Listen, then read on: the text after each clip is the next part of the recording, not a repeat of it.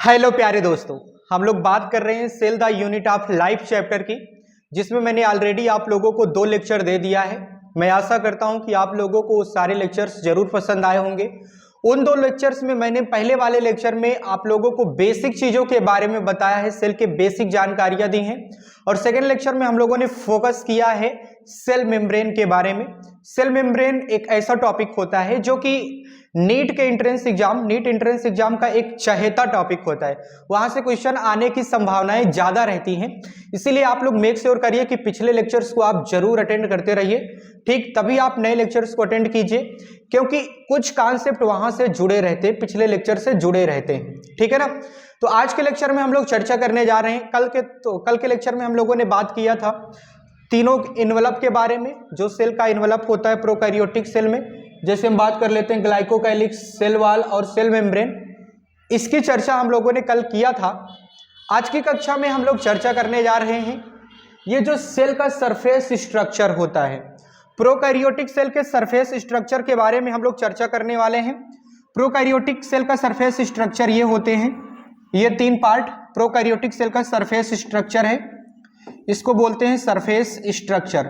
Surface structure का मतलब जो बाहर से हमें कुछ स्ट्रक्चर्स, कुछ संरचनाएं हमें दिखाई देती हैं, वही हैं ये तीनों में क्या क्या आ रहे हैं, तीनों में आ रहे हैं, ध्यान दीजिएगा। ये सरफेस स्ट्रक्चर में क्या आ रहा है, इसको बोलते हैं फिम्ब्रेई, इसको बोलते हैं पिलाई, और इसको बोलते हैं फ्लैजिला।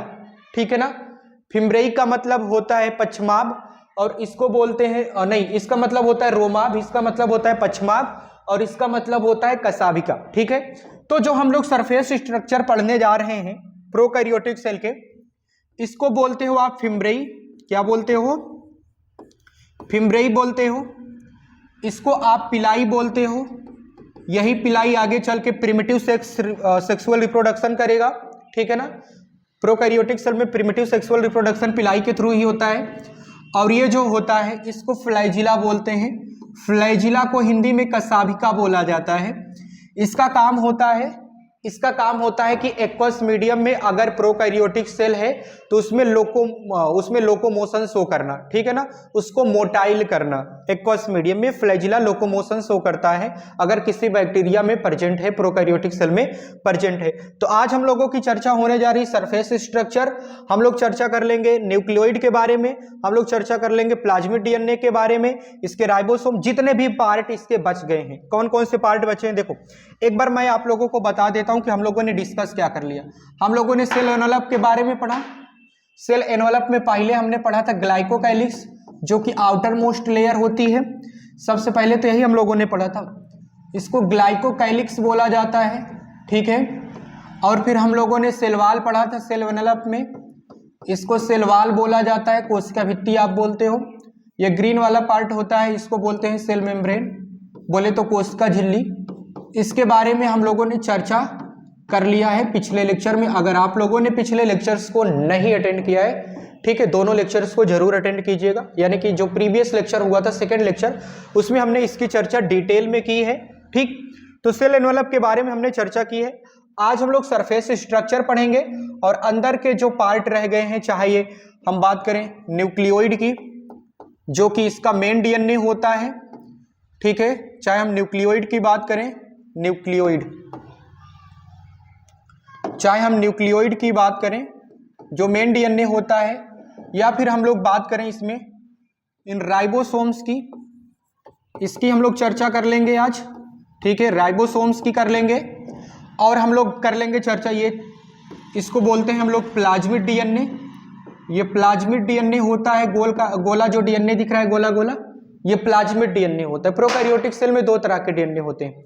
ये भी सर्कुलर डीएनए ये भी रहता है, सर्कुलर ये भी रहता है। इसको बोलते हैं न्यूक्लियोइड डीएनए। ये मेन डीएनए होता है, धागे का होता है, धागे जैसी संरचना होती है। और ये वाला जो डीएनए होता है ये प्लाज्मिड डीएनए, इसको वेक्टर डीएनए भी कहते हैं। ठीक है, ये भी पूरा क्रोमोसोम को शो करता है। जैसे इसके पास क्रोमोसोम बनाने की क्षमता होती है, इसके पास जेनेटिक मटेरियल होता है, इसके पास भी जेनेटिक मटेरियल होता है। फर्क बस इतना होता है कि वेक्टर डीएनए होता है, प्लाज्मिड डीएनए, ये मेन डीएनए नहीं है। मेन रोल ये नहीं करता, मेन रोल ये करता है न्यूक्लियोइड डीएनए। ठीक है। और इसी में हम लोगों को इंक्लूजन बॉडीज पढ़ना है। IB, मैं शॉर्टकट में लिख देता हूं, इंक्लूजन बॉडीज के बारे में हम लोगों को पढ़ना है। ठीक, तो आज हम लोग सरफेस स्ट्रक्चर यानी कि सरफेस पर क्या क्या पाए जा रहे हैं इनकी हम लोग संरचना की बात करेंगे, स्ट्रक्चर की बात करेंगे और इनके बारे में डिटेल में अध्ययन करेंगे। हम लोगों को पढ़ना है न्यूक्लियोइड के बारे में, ठीक, और हम लोगों को राइबोसोम्स के बारे में पढ़ना है, प्लाज्मिड और इंक्लूजन बॉडीज के बारे में आज के लेक्चर में हम लोग पढ़ने वाले हैं। ठीक, तो आप लोग मेक श्योर करिए कि अपने साथ कॉपी और पेन लेकर बैठे ताकि कॉन्सेप्ट को नोट डाउन करते जाएं। ठीक, और फोकस के साथ क्लास को अटेंड कीजिएगा। ठीक, आपका फोकस चाहिए, मैं अपना पूरा एफर्ट लगा रहा हूं आप लोगों को समझाने में, बस आपका फोकस होना चाहिए, समझने की कोशिश होनी चाहिए। ठीक है ना, स्क्रीनशॉट लेना चाहते हो, वैसे तो आपने इसका स्ट्रक्चर बनाया ही होगा कल के लेक्चर में, है ना। चलिए आगे मूव करते हैं हम लोग।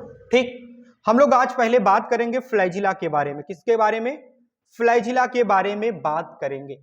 ये जो पार्ट होता है इसको फ्लैजिला बोला जाता है।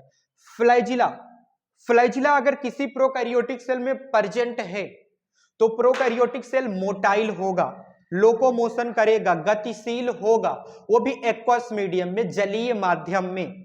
ठीक है, एक्वस मीडियम में फ्लैजिला प्रेजेंस अगर है किसी प्रोकैरियोटिक सेल में तो मोटाइल होता है, लोकोमोशन को शो करता है। ठीक है, तो बात यह है कि if flagella present in bacteria तो bacteria becomes motile in aqueous medium. अगर फ्लैजिला है तो बैक्टीरिया मोटाइल होगी, अगर नहीं है तो बैक्टीरिया नॉन मोटाइल होगा। विदाउट फ्लैजिला बैक्टीरिया यानी कि प्रोकैरियोटिक सेल में हम लोग मोटिलिटी नहीं शो कर सकते, यानी कि उसमें हम लोग मोटिलिटी को देख नहीं पाते हैं। ठीक है, अच्छा, फ्लैजिला की जब हम बात करते हैं तो ये बना होता है एक प्रोटीन का जिसका नाम है flagellin protein. Flagellin protein, flagellin protein का बना होता है फ्लैजिला, ये बात आप लोगों को पता होनी चाहिए। ठीक है, फ्लैजिलिन प्रोटीन का फ्लैजिला बना होता है और फ्लैजिला हैविंग 3 पार्ट्स। मैंने बताया कि फ्लैजिला के पास 3 भाग होते हैं, 3 पार्ट होते हैं। ये जो ये जो भाग मोटा सा है इसको बेसल बॉडी बोलते हैं। इस मोटे वाले पार्ट को, ये जो ग्रीन ग्रीन दिख रहा है, इसको बोला जाता है बेसल बॉडी। और जहां से फिलामेंट निकला रहता है, जहां से फिलामेंट निकला रहता है उसको बोलते हैं, ठीक है, जहां से फिलामेंट निकला रहता है उसको बोलते हैं हुक। ये हुक वाला पार्ट होता है और जो पूंछ होती है, टेल होती है, उसको फिलामेंट बोला जाता है। और इसी फिलामेंट की वजह से इसमें लोकोमोशन होता है, हिलता डुलता है। ठीक है, ये जो फिलामेंट है यही मतलब हिलता डुलता है तभी ये चलता है। ठीक है ना, इसमें लोकोमोशन तभी होती है। ठीक, और मैंने कहा कि ये फ्लैजिला बना किसका होता है? फ्लैजिलिन प्रोटीन का। ये बात आप याद रखिएगा, इंपॉर्टेंट है ये बात कि ये फ्लैजिलिन प्रोटीन का बना होता है, प्रोटीन का नाम है फ्लैजिलिन। ठीक है, और कहानी क्या है? कहानी ये होती है कि ये फ्लैजिला सभी बैक्टीरिया में नहीं पाया जाता। ये जो फ्लैजिला होता है ना, सभी बैक्टीरिया यानी कि सभी प्रोकैरियोटिक सेल में नहीं पाया जाएगा। तो किस में पाया जाएगा? कुछ ही बैक्टीरिया में पाया जाता है। ठीक है, और वो बैक्टीरिया या तो रॉड शेपेड होनी चाहिए जिसको बैसिलस बैक्टीरिया बोलते हो, या कॉमा शेपेड होनी चाहिए जिसको विब्रियम बोलते हो, या फिर स्पाइरल होना चाहिए जिसको आप स्पाइरिलियम बोलते हो। ठीक है, कोकस बैक्टीरिया बोले तो गोलाकार स्फेरिकल बैक्टीरिया में फ्लैजिला नहीं प्रेजेंट होता है। सीधी सी बात है, जितनी भी कोकस बैक्टीरिया होंगी या फिर साइनोबैक्टीरिया होंगी, ठीक है, इनमें फ्लैजिला नहीं पाया जाता है। अर्थात सीधी सी बात है, इनमें लोकोमोशन सीन नहीं होता, इनमें लोकोमोशन नहीं होता है। भाई फ्लैजिला ही नहीं रहेगा तो लोकोमोशन कहां से होगा, है ना। लोकोमोशन होने के लिए इनमें फ्लैजिला होना चाहिए। ओके, आप लोग इसका स्क्रीनशॉट लेना चाहते हो ले लीजिए, नोट डाउन करना चाहते हो नोट डाउन कर लीजिए। मैंने फ्लैजिला के बारे में बता दिया। सरफेस स्ट्रक्चर में हम लोगों ने पहले स्ट्रक्चर को पढ़ लिया जिसको हमने कहा फ्लैजिला, कसाभिका हिंदी में कहा जाता है। आपको अगर नोट डाउन करना है नोट डाउन कीजिए, स्क्रीनशॉट लेना है स्क्रीनशॉट लीजिए, जैसा आपको अच्छा लगे। एक बार मैं चेक कर लेता हूं। ठीक है, ठीक, अगर आपको स्क्रीनशॉट लेना है स्क्रीनशॉट ले सकते हो, नोट डाउन करना है नोट डाउन कर लीजिए। ओके, चलिए आगे मूव करते हैं। अब कहानी है कि आपने सरफेस स्ट्रक्चर में सरफेस स्ट्रक्चर में फ्लैजिला का जिक्र किया, सरफेस स्ट्रक्चर में फ्लैजिला का जिक्र तो कर लिया, अभी कौन कौन से हैं सरफेस स्ट्रक्चर में? फिम्ब्रेई है, पिलाई है, ठीक है, फिम्ब्रेई है और पिलाई है सरफेस स्ट्रक्चर में। तो सरफेस स्ट्रक्चर में भी दो पार्ट रह गए हैं, इसका हम लोग जिक्र करने जा रहे हैं, ठीक है। अगर हम सरफेस स्ट्रक्चर में बचे हुए दो पार्ट की बात करूं तो हमें सेकंड नंबर पे पढ़ना है फिम्ब्रेई। क्या पढ़ना है? फिम्ब्रेई पढ़ना है। फिम्ब्रेई की जब हम बात करते हैं तो ये ब्रिस्टल शेप स्ट्रक्चर होते हैं। ब्रिस्टल का मतलब होता है पतले पतले से ऐसे धागे, जैसे आप ब्रश की बात कर सकते हो, ब्रश जैसी संरचना होती है, उसमें पतले पतले से धागे होते हैं, इसीलिए इनको कहा जाता है ये ब्रिसल शेप होते हैं। कैसे होते हैं? ब्रिसल शेप होते हैं, ठीक है। कैसे होते हैं? ये ब्रिसल शेप होते हैं, इनकी संरचना स्ट्रक्चर ब्रिसल शेप होती है। फॉर अटैचमेंट विद सबस्ट्राटम, सबस्ट्राटम का मतलब, सबस्ट्राटम का मतलब होस्ट, या जिससे ये जुड़ेंगे, जिस पदार्थ से, जिस सबस्ट्राटम से ये जुड़ेंगे उससे, मतलब अटैचमेंट के लिए इनके पास ब्रिसल लाइक स्ट्रक्चर होता है जिसको हम फिम्ब्रेई बोलते हैं। ये किससे किससे जुड़ सकते हैं? इसका सबस्ट्राटम क्या क्या हो सकता है? सबस्ट्राटम होस्ट हो सकता है, होस्ट मतलब मान लो ये पैरासाइट के जैसे हैं, ठीक है, मान लो ये पैरासाइट के जैसे हैं, तो पैरासाइट के जैसे अगर हैं तो होस्ट बॉडी में ये फिम्ब्रेई के थ्रू उससे अटैचमेंट शो करेंगे।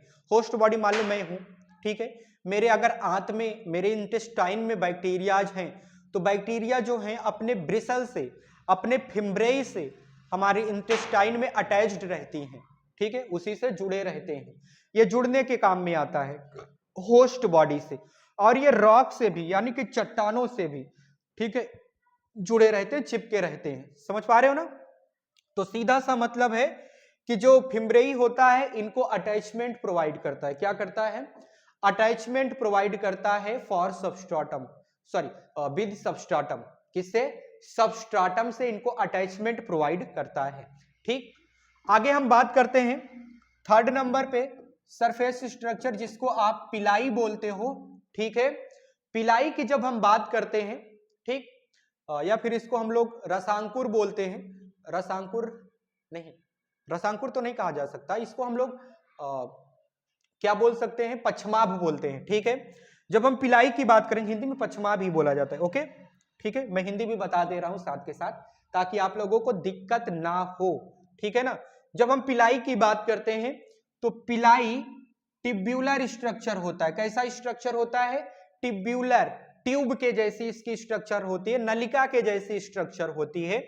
और जब हम बात करते हैं कि पिलाई का काम क्या है, पिलाई का काम यह होता है कि कभी कभार हम जब देखते हैं कि इसमें प्रोकैरियोटिक सेल यानी कि बैक्टीरिया के सेल में सेक्सुअल रिप्रोडक्शन शो हो रहा है कि नहीं हो रहा है, तो बैक्टीरिया में ट्रू सेक्सुअल रिप्रोडक्शन तो होता नहीं है, तो कुछ अन्य मेथड से, जैसे हम प्रिमिटिव मेथड कहते हैं जिसे, आद्य तरह से इनमें सेक्सुअल रिप्रोडक्शन होता है, प्रिमिटिव मेथड से सेक्सुअल रिप्रोडक्शन होता है। तो भाई प्रिमिटिव मेथड से अगर इनको सेक्सुअल रिप्रोडक्शन करना है तो ये पिलाई के थ्रू दूसरे बैक्टीरिया से कंजुगेट हो जाते हैं, ठीक है। ये पिलाई कंजुगेशन में काम आता है for primitive sexual reproduction. Primitive sexual reproduction कुछ आद्य तरह से इसमें सेक्सुअल रिप्रोडक्शन होगा, उसके लिए पिलाई कंजुगेशन करते हैं, ठीक है। तो इनको बोला जाता है सेक्स पिलाई। और ये पिलाई तभी सेक्सुअल रिप्रोडक्शन करेंगे जब इनमें प्लाज्मिड डीएनए जो है, प्लाज्मिड डीएनए एफ प्लाज्मिड है। कैसा है? एफ प्लाज्मिड, ठीक। एफ प्लाज्मिड अगर डीएनए है तभी ये पिलाई इनका सेक्सुअल रिप्रोडक्शन में पार्टिसिपेशन करेंगी। इनको सेक्स पिलाई तभी बोला जाएगा, क्योंकि अब ये बैक्टीरिया में पिलाई जो प्रेजेंट है, ये पिलाई क्या करेगा? प्रिमिटिव टाइप का सेक्सुअल रिप्रोडक्शन करेगा अगर इसमें एफ प्लाज्मिड यानी कि एफ प्लाज्मिड डीएनए है। इसमें कौन सा? एफ प्लाज्मिड डीएनए इसमें अगर है तब ये क्या हो जाएगा? पिलाई, सेक्स पिलाई इसको कहा जाएगा, क्योंकि ये कंजुगेशन करता है और प्रिमिटिव टाइप का सेक्सुअल रिप्रोडक्शन शो करता है। आपको स्क्रीनशॉट लेना है, स्क्रीनशॉट लीजिए, नोट डाउन करना है, नोट डाउन कीजिए। मैंने आपको सारे सरफेस स्ट्रक्चर के बारे में बता दिया है। इसके बाद हम लोग चर्चा करने जा रहे हैं इसके मेन डीएनए के बारे में, इसका जो न्यूक्लियोइड डीएनए होता है उसके बारे में हम चर्चा करने जा रहे हैं, ठीक है। स्क्रीनशॉट लेना चाहते हो स्क्रीनशॉट लीजिए, नोट डाउन करना चाहते हो नोट डाउन कर लीजिए। ओके, नेक्स्ट अब हम लोग बात करने जा रहे हैं कि ये जो बैक्टीरिया होता है, हमने निपटा दिया सेल एनवेलप को, तीनों लेयर को निपटा दिया, हमने सरफेस स्ट्रक्चर को निपटाया, यानी कि हम लोगों ने फिम्ब्रेई को निपटाया, हमने पिलाई को निपटाया, और हमने किसको निपटाया, हमने फ्लैजिला को भी निपटा दिया। इन सारी चीजों को हमने निपटा दिया ना। अब बचा क्या, अब बच रहा है इसके अंदर एक तो इसका मेन डीएनए, मेन डीएनए बोले तो इसका न्यूक्लियोइड डीएनए होता है, न्यूक्लियोइड होता है, ठीक है, ये मेन डीएनए होता है। और बचा क्या, इसका प्लाज्मिड डीएनए बचा, ठीक है, ये सेकेंडरी डीएनए होता है प्लाज्मिड डीएनए। इसमें राइबोसोम्स बचे, इसमें राइबोसोम्स बचे हैं, और इसमें इंक्लूजन बॉडीज बची हैं। क्या बची हैं, इंक्लूजन बॉडीज बची हैं, ठीक है। तो इनकी चर्चा हम लोग करने जा रहे हैं, ठीक। सबसे पहले हम लोग न्यूक्लियोइड के बारे में बात करेंगे। किसके बारे में बात करेंगे, न्यूक्लियोइड के बारे में बात करेंगे। जब हम न्यूक्लियोइड की बात करते हैं, ठीक, जब हम न्यूक्लियोइड की बात करते हैं तो न्यूक्लियोइड इनका मेन डीएनए होता है। क्या होता है, ये मेन डीएनए होता है बैक्टीरिया का, मेन डीएनए है न्यूक्लियोइड। और ध्यान से सुनिएगा, ये जो न्यूक्लियोइड होता है इसके पास जेनेटिक मटेरियल होता है। क्या होता है, न्यूक्लियोइड हैविंग जेनेटिक मटेरियल, ठीक, न्यूक्लियोइड के पास जेनेटिक मटेरियल है, माने कि इसके पास जीन्स है, न्यूक्लियोइड हैविंग जीन्स, इसके पास जीन्स होते हैं, ठीक है, इसके पास क्या होते हैं, जीन्स होते हैं, क्योंकि इन्हें जेनेटिक मटेरियल की तरह अपने आप को शो करना रहता है, ठीक है। तो सीधी सी बात है, अगर हम क्रोमोसोम की बात करते हैं तो क्रोमोसोम न्यूक्लियोइड ही बनाता है। कौन बनाता है, न्यूक्लियोइड ही बनाता है। तो भाई प्लाज्मिड क्या करेगा, प्लाज्मिड का काम है कुछ अलग तरह से इसमें शो करना। प्लाज्मिड के बिना इसमें रिएक्शंस नहीं हो पाएंगी, ठीक है, प्लाज्मिड के बिना इसमें रिएक्शंस नहीं हो पाएंगे, जो इसके अंदर मेटाबॉलिक प्रोसेस होते हैं वो नहीं हो पाएंगे। तो प्लाज्मिड का होना भी जरूरी होता है। लेकिन जो न्यूक्लियोइड डीएनए होता है ये भी सर्कुलर होता है। कैसा होता है, ये भी सर्कुलर ही होता है। ये प्रेजेंट इन साइटोप्लाज्म, मतलब इसके लिए कोई विशेष तरह का न्यूक्लियस नहीं है, केंद्रक नहीं होता है, इसीलिए साइटोप्लाज्म में रहता है। और ये डबल स्ट्रैंड है। कैसा है, डबल स्ट्रैंडेड होता है। बोले तो दुई धागे की स्ट्रक्चर होती है, दो धागे से बना होता है, डबल स्ट्रैंडेड होता है। और सीधी सी बात है, सीधी सी बात है, इसके पास न्यूक्लियस नहीं है, तो भाई इसका डीएनए कहां रहेगा, पूरे साइटोप्लाज्म में फैला रहेगा। समझ पा रहे हो कि नहीं समझ पा रहे हो, ठीक है, ओके। और कहानी क्या है कि nucleoid DNA does not have histone proteins, इसके पास हिस्टोन प्रोटीन्स नहीं होती हैं। हिस्टोन प्रोटीन्स क्या होती हैं, हिस्टोन प्रोटीन्स डीएनए के रैपिंग में काम में आती हैं, डीएनए को बांधने में काम में आती हैं। जैसे हम बात करते हैं कि किसी माले में मोती लगे होते हैं, तो वैसे ही डीएनए में हिस्टोन प्रोटीन्स लगे होते हैं डीएनए को रैप करने के लिए, बांधने के लिए। पर जब हम प्रोकैरियोटिक सेल्स की बात करते हैं तो प्रोकैरियोटिक सेल्स में हमें न्यूक्लियोइड डीएनए पढ़ना पड़ता है, और न्यूक्लियोइड डीएनए के पास हिस्टोन प्रोटीन्स नहीं होती है। हिस्टोन प्रोटीन्स आक्टामर होती हैं, ठीक है, अष्टफलकीय उनकी संरचनाएं होती हैं, आक्टामर होता है, वो आक्टामर प्रोटीन होता है, उसका जिक्र हम लोग बाद में करेंगे, ठीक, अभी नहीं करना है, ठीक, उसका चैप्टर जब आएगा तब हम लोग करेंगे, मॉलिक्यूलर बेसिस ऑफ इनहेरिटेंस में, ठीक है, मॉलिक्यूलर बेसिस ऑफ इनहेरिटेंस में, उसमें हम लोग चर्चा करेंगे, ठीक। बाकी अभी ये समझिए कि न्यूक्लियोइड डीएनए के पास हिस्टोन प्रोटीन्स नहीं होती हैं। और न्यूक्लियोइड हैविंग जीन्स, भाई जीन्स हैं, ये जेनेटिक मटेरियल की तरह अपने आप को व्यक्त करेंगे, जेनेटिक मटेरियल की तरह काम करेंगे, है ना, तो इसके पास जीन्स होती हैं, ठीक। तो मैंने न्यूक्लियोइड के बारे में आपको बताया डिटेल में। अब हम बात करते हैं प्लाज्मिड के बारे में। किसके बारे में बात कर लेते हैं, प्लाज्मिड के बारे में बात कर लेते हैं। आपको स्क्रीनशॉट लेना, स्क्रीनशॉट लीजिए, ठीक है। और एक बात याद रखिएगा, ये जो न्यूक्लियोइड डीएनए है ये भी सर्कुलर होता है। कैसा होता है, सर्कुलर होता है।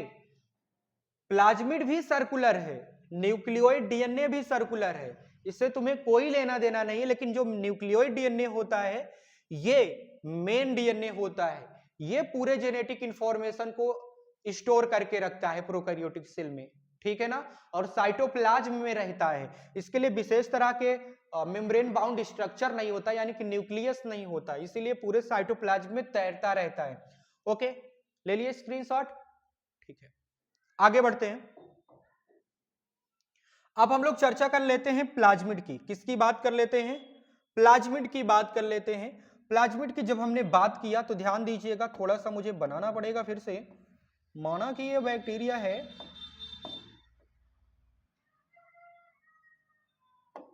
ओके ओके, ये बैक्टीरिया है, ठीक है, इसमें मैं बना रहा हूं प्लाज्मिड डीएनए को, ऐसे मैं गोल गोल डीएनए को बना रहा हूं, ये प्लाज्मिड डीएनए होते हैं, ठीक।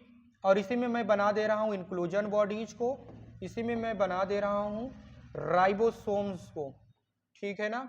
ध्यान दीजिएगा, मेरी बात ध्यान सुनिएगा, ये जो प्लाज्मिड डीएनए होता है, यहां नहीं बना रहा हूं मैं,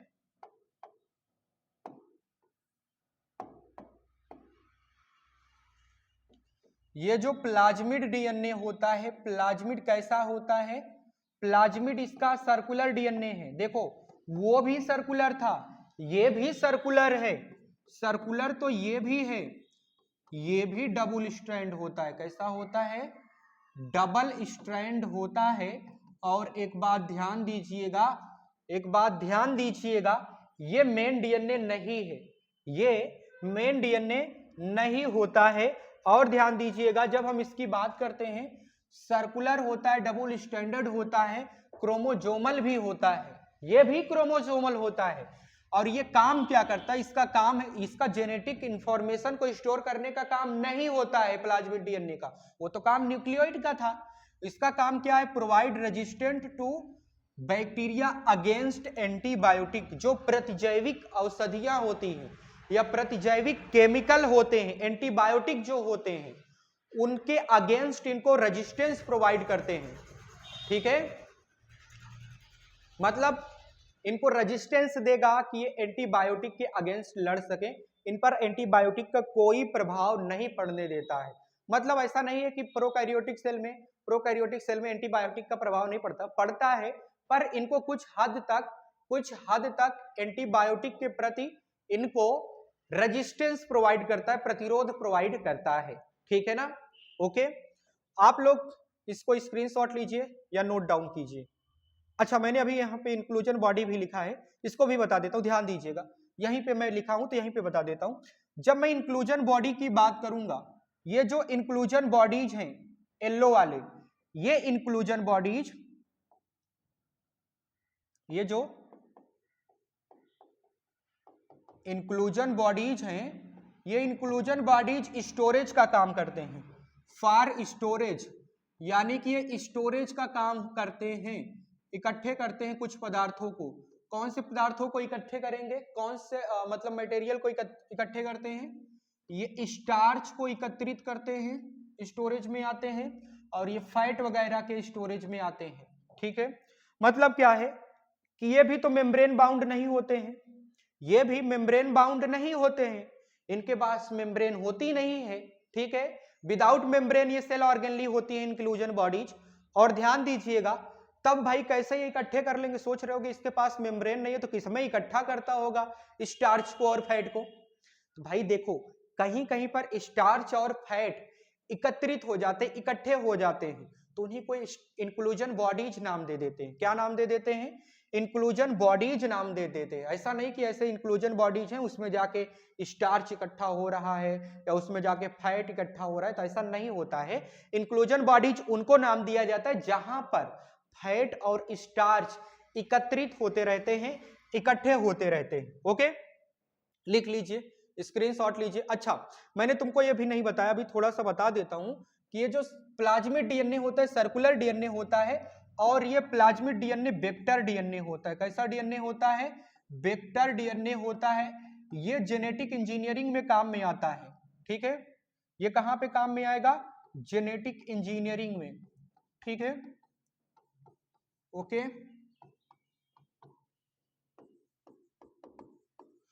हाँ, अब स्क्रीनशॉट लीजिए या नोट डाउन कीजिए अच्छे से। ओके, मैंने सारा कुछ बता दिया, कहानी मैंने इसकी समझा दी। अब बात रह गई है राइबोसोम्स की। किसकी बात रह गई है?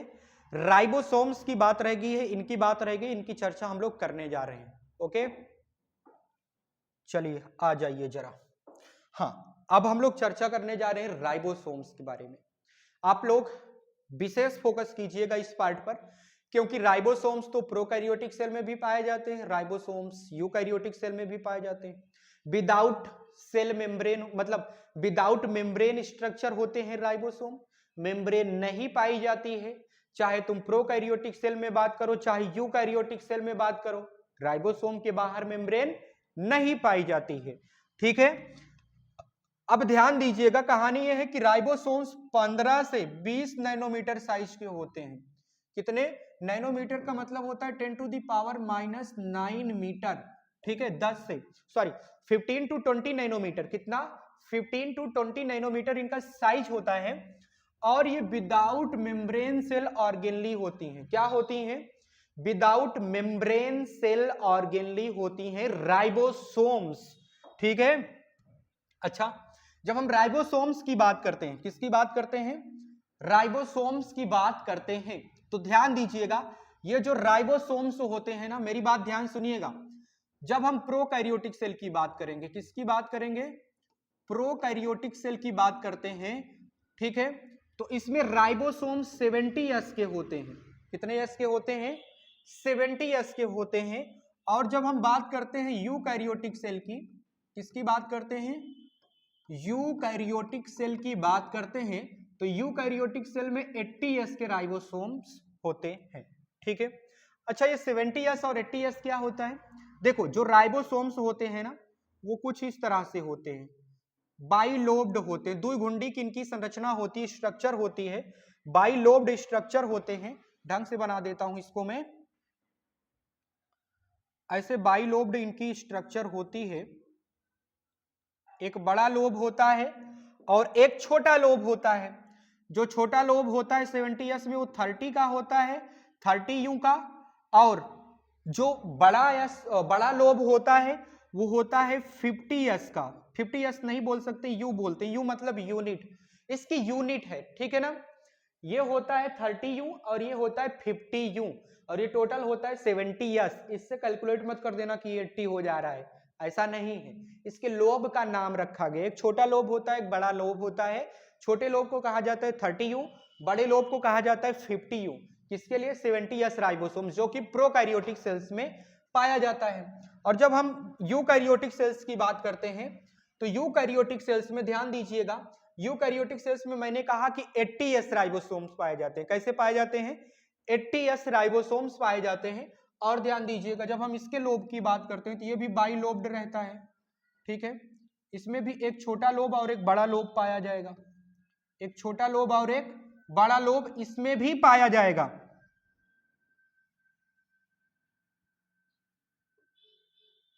इसमें बड़े वाले लोब को कहते हैं 60 यू और छोटे वाले लोब को कहते हैं 40 यू। ठीक है, ये 60 यू होता है और वो 40 यू होता है। ओके, ये 60 यू और ये 40 यू। ये यूकैरियोटिक सेल में 80s राइबोसोम होता है। अच्छा, ये राइबोसोम का काम क्या होता है समझ लीजिए, ध्यान दीजिएगा।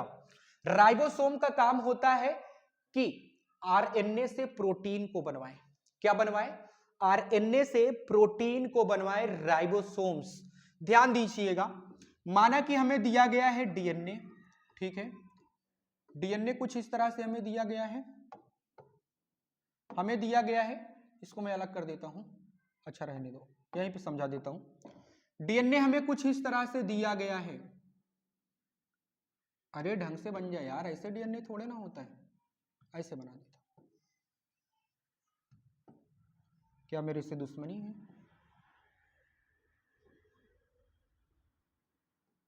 ये मान लो डीएनए है, क्या है ये डीएनए है। ठीक है, अब ये डीएनए करेगा ट्रांसक्रिप्शन। क्या करेगा? ये करेगा ट्रांसक्रिप्शन, और ट्रांसक्रिप्शन करके ये डीएनए आरएनए बनाता है। क्या बनाता है? ये आरएनए है, ठीक है। माना कि ये 5' से 3' तक जा रहा है, ये सिरे होते हैं 5' और 3', इसके इंड होते हैं, सिरे होते हैं आरएनए के। अभी ये आरएनए है, ठीक है, क्या है, आरएनए है ट्रांसक्रिप्शन के द्वारा, ठीक। अगर इसी आरएनए पर ध्यान सुनिएगा, ये आरएनए जो है mRNA है, मान लीजिए कि ये कैसा आरएनए है, ये mRNA है, ठीक है, लिख देता हूं, ये आरएनए जो है mRNA है, मैसेंजर आरएनए जिसको बोलते हो, संदेशवाहक आरएनए जिसको बोलते हो। ये आरएनए अगर इस पे राइबोसोम्स मैं लगा दूं, क्या लगा दूं, इस पे मैं राइबोसोम्स लगा दूं, ऐसे मैं इस पे राइबोसोम्स लगा दूं इस तरह से, ठीक है, इस पे मैं राइबोसोम्स लगा दे रहा हूं। अगर इस तरह से मैं इस पे राइबोसोम्स लगा दूं तो ये राइबोसोम्स इससे प्रोटीन बनवा देते हैं। क्या बनवा देते हैं, प्रोटीन बनवा देते हैं। ये राइबोसोम्स के यूनिट इस पे लगे रहते हैं तो इससे प्रोटीन बनवाते हैं और उस प्रोसेस को बोलते हैं ट्रांसलेशन। इस प्रोसेस को बोला जाता है ट्रांसलेशन बोला जाता है। और यही आरएनए जब इससे जुड़े रहेंगे यही राइबोसोम्स जब mRNA से जुड़े रहेंगे तो ट्रांसलेशन की प्रक्रिया के द्वारा प्रोटीन बना देंगे। ट्रांसलेशन की प्रोसेस के इनसे क्या बनवा देंगे, प्रोटीन बनवा देते हैं। यही काम होता है इन राइबोसोम्स का। राइबोसोम्स का काम क्या होता है कि आरएनए से ये प्रोटीन बनवाएं। वैसे mRNA प्रोटीन नहीं बनाना चाहता था, अगर उस पर राइबोसोम्स लग जाएंगे तभी वो प्रोटीन बनाएगा, नहीं तो नहीं बनाएगा, ठीक है। मैं आशा करता हूं कि आपको ये बेहतरीन तरीके से समझ में आया होगा, ठीक। अगर बेहतरीन तरीके से आपको समझ में आया है तो आपने वीडियो को जरूर लाइक किया होगा और आपने चैनल को जरूर सब्सक्राइब किया होगा, ठीक है। स्क्रीनशॉट लेना चाहते हो स्क्रीनशॉट लीजिए, ठीक। नोट डाउन करना चाहते हो नोट डाउन कर लीजिए, ठीक है, ठीक। तो आज के लेक्चर में बस इतना ही। मैंने आपको जो भी समझाया आप लोगों ने डिटेल से समझा, आप लोगों ने समझने की कोशिश की होगी। तो मैं इस बात की श्योरिटी देता हूं कि मैंने जो भी कॉन्सेप्ट आपको समझाया है मैं फुल एफर्ट के साथ समझाया हूं। हालांकि मेरा गला भी बैठा है पर मैं चिल्ला चिल्ला के बताने की कोशिश कर रहा हूं, ठीक है। पूरा कॉन्सेप्ट आपके माइंड में मैंने सेट किया है प्रोकैरियोटिक सेल के बारे में। प्रोकैरियोटिक सेल में जितने भी तरह के ऑर्गेनेलिज या जितने भी तरह के उसके अंदर मटेरियल्स थे, सारी चीजों के बारे में मैंने डिटेल में समझा दिया। कल से हम लोग बात करने जा रहे हैं, यानी कि कल के लेक्चर में हम लोग बात करेंगे यूकैरियोटिक सेल के बारे में। इसके नेक्स्ट लेक्चर में हम लोग यूकैरियोटिक सेल के बारे में बात करेंगे, ठीक है। तो आप लोग मेक श्योर करिएगा कि आप लोग पहले पिछले लेक्चर को देखा करिए, तब आप नए लेक्चर पे मूव किया करिए, ठीक है ना। क्योंकि आप ऐसे रैंडमली कहीं भी मूव कर जाओगे, किसी भी लेक्चर को अटेंड करने लगोगे तो नहीं समझ में आएगा। आप सीक्वेंस में सारे लेक्चर्स को अटेंड कीजिए, ठीक है, तभी आपको समझ में आएगा और तभी मैं श्योरिटी ले सकता हूं। क्योंकि मैं वैसे भी अगर कोई टॉपिक नया रहता है किसी लेक्चर में तो वो टॉपिक तो आपको समझ में आएगा ही, वैसे सारा कुछ समझ में आएगा। अगर आप सीक्वेंस में पढ़ते हो ना तो उसका मजा ही कुछ अलग होता है, ठीक है। तो मिलता हूं आप लोगों से नेक्स्ट लेक्चर में यूकैरियोटिक सेल के बारे में डिस्कस करते हुए। तो आज के लेक्चर में बस इतना ही, तब तक के लिए आप सभी को ओके बाय।